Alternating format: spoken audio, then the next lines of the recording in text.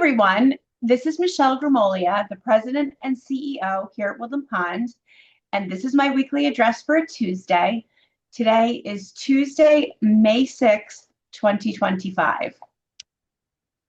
The first thing I'd like to say today is that it didn't take a lot of arm twisting, but Mary Jo has graciously accepted our suggestion that at 3:10 today, anyone that would like to wish Mary Jo well and in the form of a walkout, which basically means you line the hallways, or if it's outside, you would line the sidewalks for their final exit from the building. So if you are interested in cheering her on as she makes her final departure before retirement, you can join us at 3:10 in the hallway extending from Mary Jo's office out the art studio door.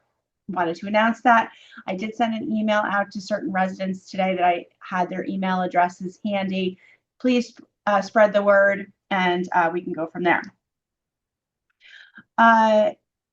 You have in your email inbox a document that you should delete because it went out in an old draft, and Lindsay is actually in the process of sending out the updated document, which is the final. But this is something that actually has arisen from a combination of conversations that we've had with some families and residents, but also feedback from our family council for the health center. And what it is it's a what to expect document, and it's written in sequence of what you can expect if you are going into our skilled nursing unit for what we call a short-term subacute rehab stay. This is also referred to as a Medicare Part A or a Med A stay. And this is the stay that you would have to rehab after an illness or an injury, something that happens after you're in the hospital, and then you come with the intention of going back home. It's 7 pages. There's a lot of detail in there, but the intention is that you are able to read it. We also are sharing it with the loved ones that we have email addresses for, but certainly you can and should also share this with your loved ones. And then in addition to that, our new protocol is going to be that when our admissions coordinator is speaking to you or your loved ones right in advance of you coming into skilled, we are going to email this to you or your loved one and ask you to make sure that you read it in full, kind of as a timeout sort of concept before you come into skilled, because it really kind of goes through step by step of exactly what to expect throughout the stay. Obviously, it doesn't talk about, what your individual day is going to be like, but sort of the higher level. How does the admission work? How does care planning work? Who is going to be taking care of you? How does discharge planning work? And some nuances in there about Medicare coverage and Medicare Advantage plans. We hope you find it helpful. We're also going to place it on our Woodland Pond resident portal as a document that can be referred back to. And we do hope that you find it helpful. And if you have any questions at all, you certainly can contact me.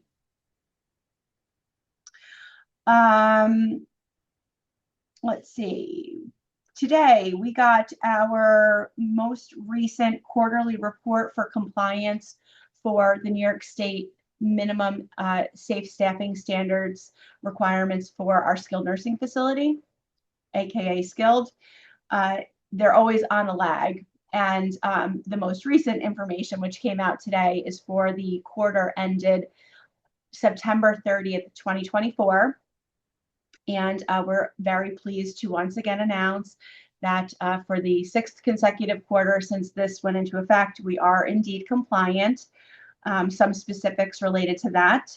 The requirement for RN and LPN hours in New York State per resident per day is 1.1 hours. Woodland Pond clocked in at 2.6. The requirement for certified nursing assistant hours per resident per day, the requirement is 2.2 hours. Woodland Pond clocked in at 2.5. And overall, the minimum safe staffing requirement that was passed by the legislature in New York is 3.5 direct care hours per resident per day in skilled nursing, and Woodland Pond clocked in at 5 hours. So we're very excited about that.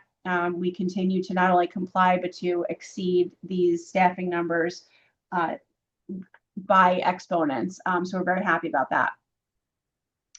We are going to be announcing today a time of remembrance or a celebration of life for Harold Hyatt, which is going to be this Saturday, May 10th from 1:30 to 3:30 in the PAC. Generally speaking, these are things that will pop up at a time that may not coincide with my weekly address or when the calendar is already out. So this is just a reminder that normally those kinds of things, whether it be an on-campus time of remembrance or a celebration of life, generally speaking, those are going to be announced in wherever you get your information, analog version at Woodland Pond. So the mailroom in the community building, different locations in the health center where residents get that kind of information. But these generally, as I said, they're kind of last minute ads, and that it does coincide today, but it won't always. Today at 11:15 in the PAC, we do have our Catholic Mass. It was rescheduled from last week. Friday at May 9th at 2 p.m. in the classroom, Mel Ocean is going to give his next science talk, and it is about Project Apollo. And you're asked to please sign up at concierge because space is limited for that. Got a couple of things in the suggestion box this week, not too much, but just because we like to keep everyone apprised as to what's going on. This was from the suggestion box, and it says there should be a three-way stop sign at the end of Danskin Way near the main building. This spot is an accident waiting to happen, with the young woman from dining speeding down the street and whipping around the corner on her electric skateboard, cars and bicycles coming down the street, people crossing the street, residents on scooters speeding down the street, and the large cars backing out of the small driveways of the two new cottages. So this will be going to our safety committee. I think there's a safety committee meeting either this week or next week, and we will take that up. In the meantime, it's been interesting. We are seeing an increase in the number of staff members and residents that are either currently utilizing or interested in utilizing electric or e-powered bikes and scooters. And in researching how Woodland Pond is going to create a safety policy around that, we actually discovered that there is currently no specific law or regulation that dictates whether or not those should follow the rules of the road like a car would, or if they're treated more like a bicycle. It's an interesting thing. So there's some argument that says that they're really no different than a small scooter like a Vespa or a motorcycle. And others argue that they're more like a bicycle. And in each of those cases, there are different rules of the road. So Woodland Pond has developed a draft policy of how those are to be utilized on campus and stored. The safety committee will be finalizing that at our next meeting. So we will bring up to them the stop sign suggestion and see if that's come up from others. And if we think that there's a concern there. In 15 years, we haven't had an incident, but that does not mean that it's not going to happen. So we take that seriously. And then we will also finalize the e-bike and e-scooter policy. We did have one other suggestion, or I guess this was probably came in as a concern. Maybe will be treated as a grievance under the new grievance, not new, but the expanded grievance protocol. This one says, is it true that cracks and holes in the street and sidewalks are consolidated so that the contractor will arrive only once and work on them instead of him coming again and again, thus reducing repeated expenses? If so, the crack on the sidewalk at lot number 5 near the north door has not been repaired for at least a year. Last year it was a ½ inch wide. Now it's at least 5 inches wide and spans the width of the sidewalk. I am told a work order was issued last year, but the crack is still there. What happened? So there's a bit to unpack in here. This covers a lot of topics that I think are good reminders to bring up to folks. So when we're dealing with asphalt, concrete, those kinds of things, we do a couple of different things. Generally speaking, we don't do anything with any of those items in cold months because with the heaving and thawing related to cold, any repairs or maintenance that you might do on those areas will be for naught because things shift during the winter. So normally we're looking at those kinds of things in the spring. And coincidentally, although this was just given to me, I think from the weekend, Tom had come to me last week with the request. We call them a purchase request form, a PRF. Tom had brought me a PRF for, I don't know, somewhere in the low five figures to have our concrete contractor come in and make repairs of locations that were deemed to be in need. And yes, as this person indicates, normally we don't have the concrete repair person come out just for a single item. If there's a really severe issue, a safety concern or something that's arisen that takes us out of compliance for some reason, we certainly would and have brought the contractor in just for a single thing. But when we bring them in, we like to have them busy for a whole day. So if they're non-urgent things, then we will put them off. Next, we went and walked the area by the North Wing, and I have taken photographs and sent that. It's in process of getting back to the resident. This particular person left their name on it. We don't see such a crack. We do see a long crack, but it's, you know, it's very, very thin. It's like a hairline, but it does span the length of the sidewalk. It's not 5 inches. So we've asked that resident to verify if there's a different location that maybe we are not sure of. And then last but not least, the point here where it says that I'm told a work order was issued last year, I, again, really would like to emphasize that you should not assume that anyone ever put a work order in, regardless of what the grapevine might be telling you or your friend says. The only way to ensure that you know a work order is in is if you initiate it yourself. And we would rather have 5 work orders for something, particularly if there is a safety issue, than to have none at all. Please never assume that someone else has done it. Just put the work order in yourself, and then you will have peace of mind knowing that it went in. So that is that.